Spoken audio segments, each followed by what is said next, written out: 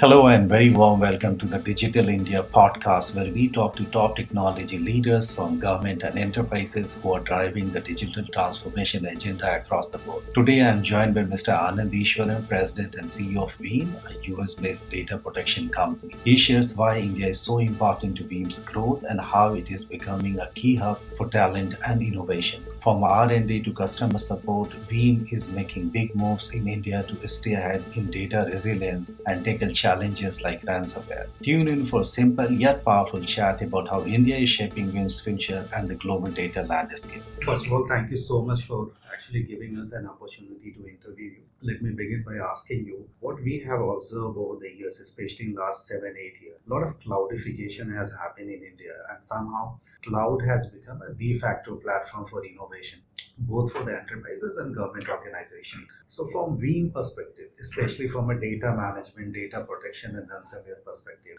how are you actually helping? And do you see any specific challenge in Indian market which is slightly different from what you see in the global market? So I'll give you a global perspective and I'll come down into the Indian perspective. So when you talk about cloud, essentially, cloud is one small factor in many other trends which are impacting data management. The first is, especially if you see in India, the country is digitally transforming in a much bigger way than most of the other countries in the world.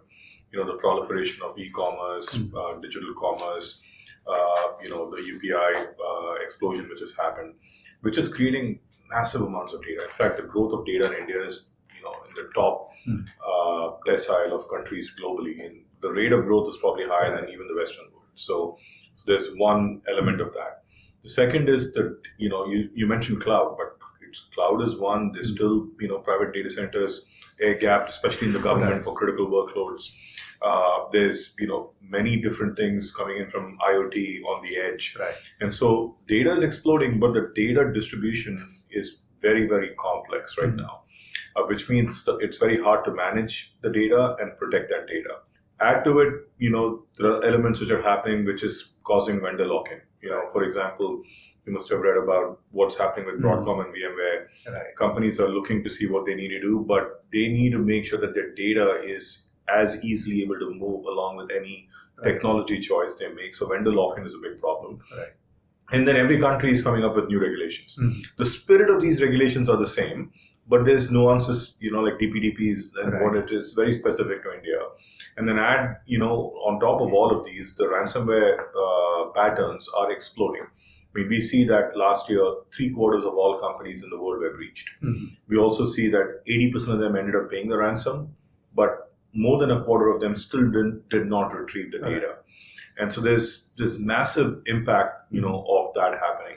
What we do and where we come in is we basically bring in a holistic platform approach to making sure that data, whether it's cloud adoption or other factors, the data is in the best resilient way possible. That's what we do. And that's what has been at the foundation. So I'm able to see patterns across the world because we have 550,000 plus customers in 150 plus countries. That's a massive install base. And we are able to see threat patterns, across the board and see how we evolve our product constantly to create the best data resilience for every company in the world. That's what we do. You mentioned about the data resiliency, and what we are observing also, especially after the pandemic and during the pandemic, resiliency becomes a huge focus area for most of the organization. But despite in some of the cases having the best of the solutions, especially in India, like AIMS cybersecurity attack, you are actually going through some of the ransomware cases here and there. If you have to tell a CIO what should be his strategy, especially from 1 or 2, 3 perspective, from a resiliency, data freedom, and data distribution that you mentioned, if you have to put all of these things in 3 different just recommendations. Yes. So this is what I tell if I meet a CIO and a CEO, this is probably what I do for the most part, is I have a very specific set of recommendations. The first one I say is you just have to assume you're going to be breached. It's not about have the best security posture possible to mitigate it, but assume you will be breached and have the organizational strategy based on that. Number one. Number two, what I tell them is they have to, it's about culture. Right now, as you said, there are still breaches happening. People have technology. Somebody is doing backup. Then why is ransomware threat still proliferating? It happens because there is a gap, there's a disconnect between the IT organization and the CISO security organization. And the heart of that is a very simple thing, which is data resiliency is a culture. And that culture needs to be set from the boardroom all the way down. It's not about what happens in the data center. And I don't, it's a journey, especially in India. Data resiliency, it's not just, hey, let me have a backup, and it'll be okay. Set the cultural norm. That's number two. Number three is you have to look at data resiliency in a holistic manner. And that's where we have spent so much time, research and technology evolution on it. It starts with backup. Have the best air-gapped, immutable copy of your data in the best way possible. We protect almost 150 plus workloads and expanding every quarter as we go on for that reason. The second pillar, there's 5 pillars. The second pillar is data recovery. You can have the best backup in the world, but if you can't recover instantly with no data loss, it's useless. We have almost 105 different restore scenarios of data in the event you need to recover your data, restore your data. Super critical. Number 3 is data freedom and portability. Whether it is making sure you can cleanly move your data across environments, across clouds, because every company has a multi-cloud strategy, or even, something as simple as, you want to change your technology consciously and you need to move your data across. The platform needs to allow you to do that with a click of a button, very simply. That's what our first day architectural principle has been for Veeam. Number 3. Number 4 is security, obviously. Security from everything from MFA to end-to-end encryption to zero trust to all of that. It's the foundation to make sure that you feel confident that your data is safe, your data is protected. Number 5 is data intelligence. This is where AI comes in the picture. And I look at AI on 3 different vectors. The first is, what am I going to do to use AI to make the product better? And so we have AI-based malware detection. We see the widest incidence of ransomware threat signatures globally, and we use AI to, into malware detection to make the cybersecurity proactive posture better for every customer. The second vector we use AI is to make sure that we basically have launched AI copilots, which makes it in a very conversational Gen I way for a customer can say, hey, help me understand how many users are not protected. And then say, hey, what is the best recommendation for these users? Which policies would you assign them to? And then just say, hey, can you just go do it? And so we have launched the AI Copilot for making it much easier for them to actually go do the right things. And the last thing we do on AI in our future roadmaps is we will protect the very data which fuels AI in the first place, which is large language models. So these are the 5 pillars, and I tell them as point number 3, make sure you have the right holistic strategy across these 5 pillars. Just one of them is not enough. Number 4, I tell them, is protect your SaaS apps, protect your DevOps, Kubernetes environments. There is this perception that SaaS apps, the vendor is responsible for it. Salesforce is responsible for it. Microsoft is responsible. They are responsible for availability and service, not the data. For example, Microsoft 365 is 450 million users. Only 55 million of them are protected. Veeam now protects 40% of them, so we have a massive market share. But protect every SaaS app and protect your Kubernetes and DevOps environments. And the last thing I tell them is a static playbook, on paper is useless. You have to run breach simulations very, very often because the threat signatures are changing. The way attacks are happening are changing. The dwell time in your systems are changing. You have to run breach simulations often, so you're ready for it should something like that happen. So these are the 5 things, I tell companies, CIOs, for them to be aware of.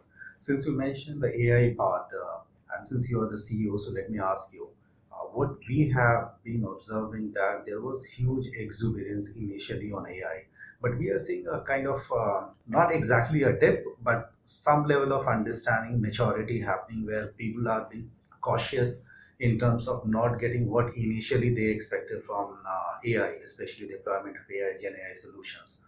What is your sense of that trajectory globally?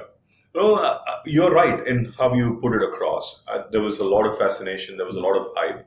People also realize now that, that a hype has to translate to reality through very specific use cases.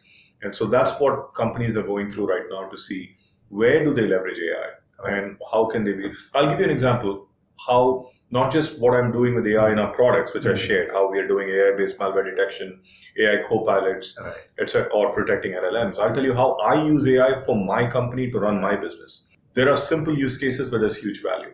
I use AI for content creation across, internally across marketing, which makes the ability to create content based on a customized large language model we have built inside the company in an easy way. I use AI in customer support to solve customer problems quicker, faster.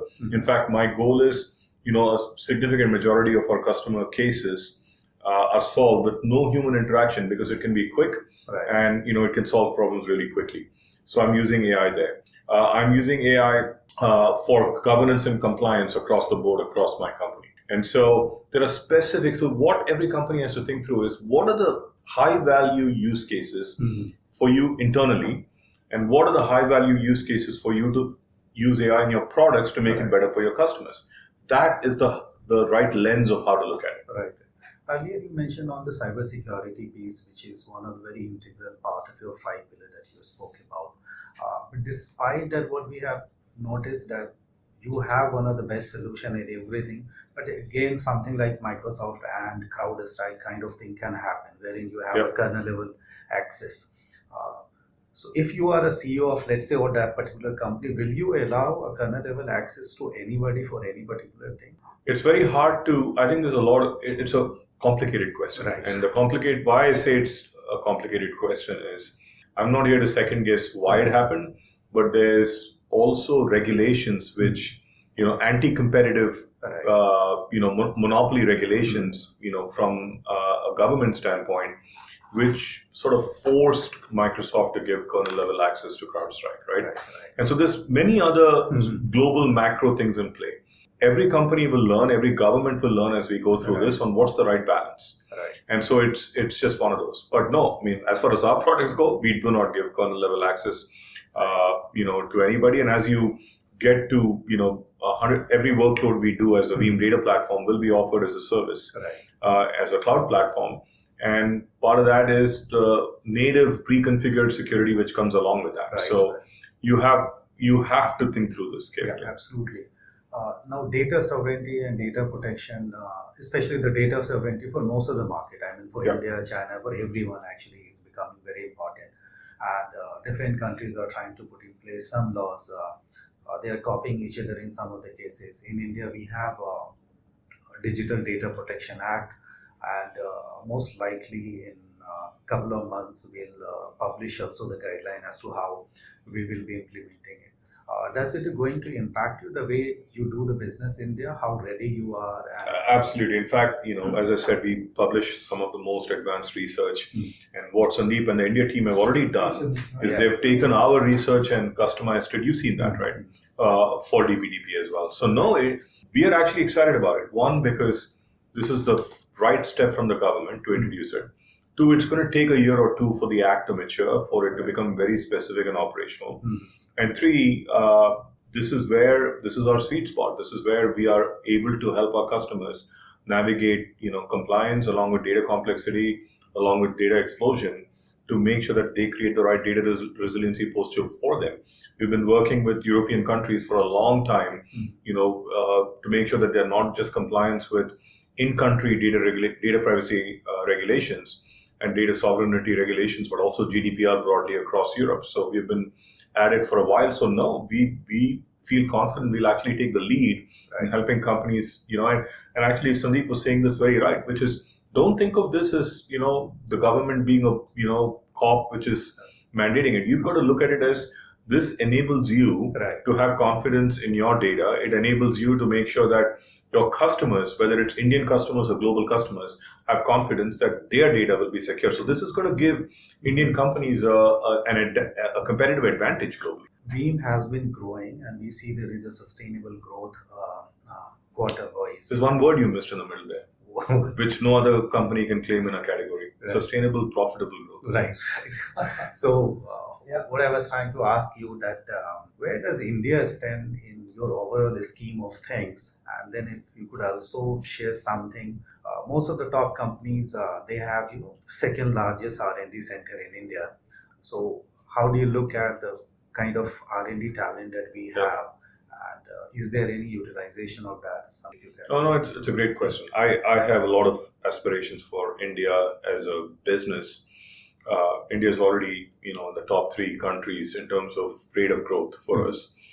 We are now pushing 45% in growth, in the Indian business, which is great.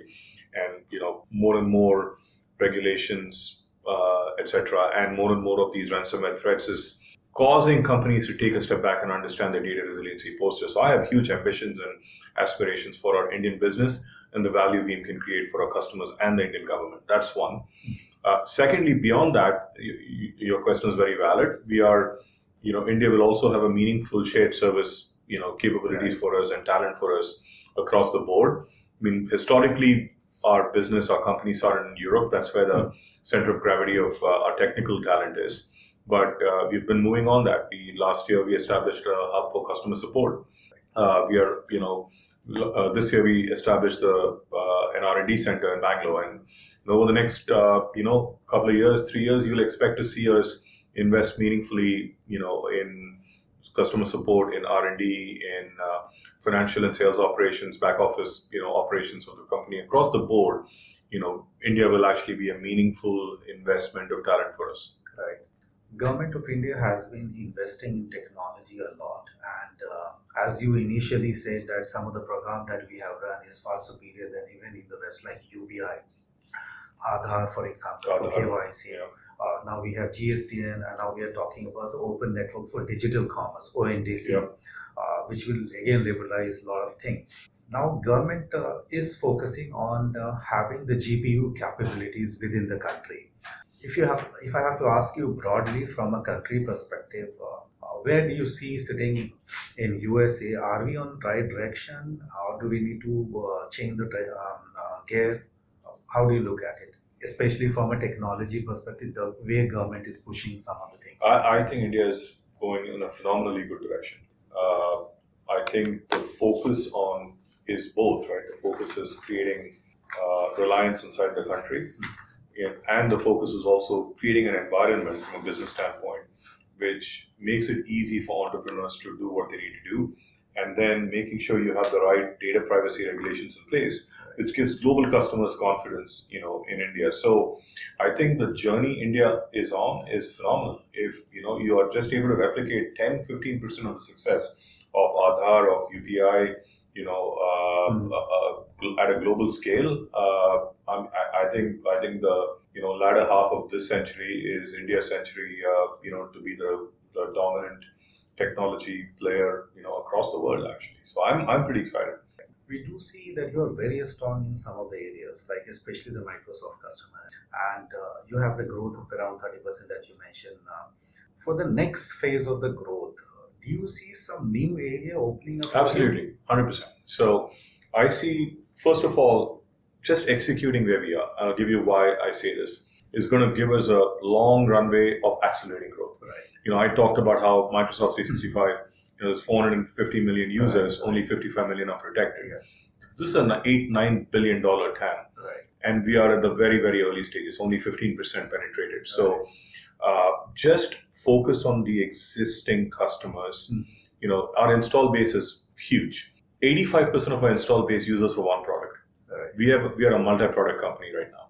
And so just expanding our install base with our, increasing innovation, is the second thing. It's going to make a huge difference. So just basic execution gives us many years of accelerating growth.